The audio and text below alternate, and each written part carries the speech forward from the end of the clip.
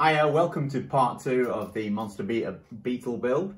On this part I'm going to show you how I came to make the shell and some of the things I found out when making this shell. So I'm just going to play you a quick video of how all that was done and then I'll just talk through it.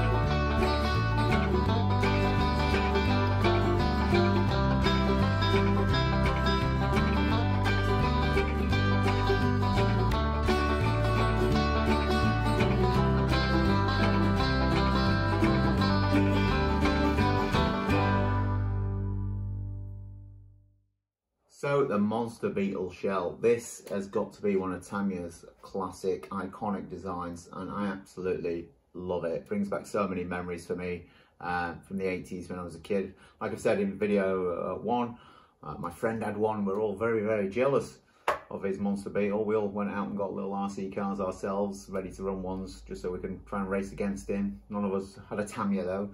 But yeah. So I wanted to do this box art as much as I could, just like the box. There are some slight differences. So what I did first, obviously, I scrubbed it all down.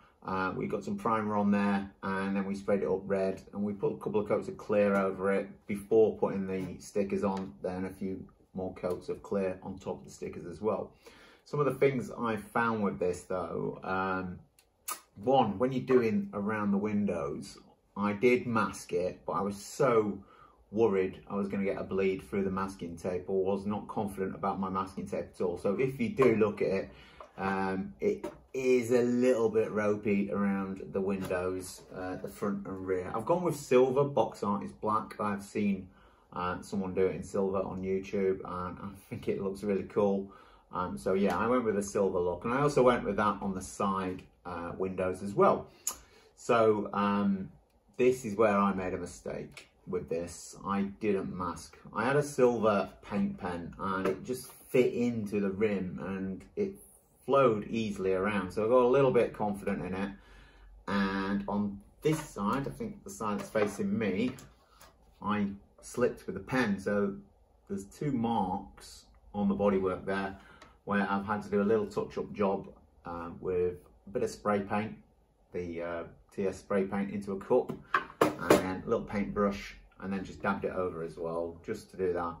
I didn't know how to sort of repair it any other way, but you can't really notice it. You know, if you scrutinize it, you will see it, and I'll whack some photos up to show you how it looked. Also, again, the edges around the windows, the silver, I just didn't have the confidence in doing a better job with this. Like I said, I should have masked it. If I took the time to mask it, maybe I would have got a better job. But at the end of the day, I'm not too fussed at all about that, actually. I went with silver on the door handles as well. Again, silver pen. I didn't use the paint on them, just to touch that up. And what I didn't do is the little line there where you can paint that silver. I think on the box, you can see the silver there. I just did not have the confidence to do a good job on that, so I thought I'd just leave it. Yeah. The driver, Albert, I have gone, well, he's white overalls and it was just too bright white when I first painted him. He was just glaring bright white and I thought he needs to be a bit weathered. So I'd seen this technique on another YouTube channel where you put some water in a cup, tiny bit of black paint, really wet, and do it over the white, and then wipe it off, and it gives that sort of dark look, or weathered look. What I ended up with was a grey looking driver, so I then repainted with a thin layer of paint, and I sort of got that weathered look I was hoping for. Not as good as what I'd seen it on another video, but I was alright with it. I went with a blue helmet. Box art is a lighter bit of blue, but it's blue, it's fine, that'll do me. And then his gloves, on the box, they're brown gloves, I think. So I used a copper paint on his gloves, just to give it like a brown leather look. The steering wheel, brown with silver and a black central column, I think looks great.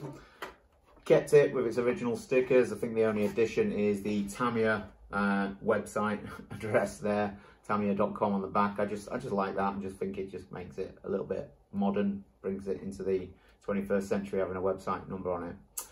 Another thing with this is the gluing. I don't like the gluing, it's not nice at all. The driver was fine, gluing the driver in was cool. What I found was, though, I glued the driver in, then I tried to put on the wing mirrors. And this one on this side's fine where there's no driver, but on this side, I would recommend putting your wing mirror on before putting your driver in, because it limits you the amount of room you have to play to get the washer on and all that sort of stuff, or the O-ring, sorry, onto the driver. And then the final bit of this build was when I put the VW badge in. I'd cut it out, little dab of glue, and I hadn't trimmed down the edge of the badge. So it didn't fit in properly, so it had to come out again, and the glue started getting on the red paintwork, and I was just getting a little bit frustrated with that. So I would recommend making sure that fits in its hole before you put any glue on at all. But overall, I really like it. I like it too much, actually. The idea was that this was bought for the summer to blast up and down on the gravel tracks, the beaches. If it rolled, it rolled. If the paint got chipped, that's what it was going to be. But I've actually come to think I've put a load of work into this. Yeah, it's not perfect, but I love it. So literally a day after building it, a day after thinking, yep, I love it, I'm going to blast it around, I've gone out and ordered another body shell. I'm going to use a running body shell and just keep this one as a shelf queen, I guess, because I just think it's just iconic. I love it, and the amount of work I put into it, I just don't want to see it destroyed. So yeah, hopefully you've learned something from that.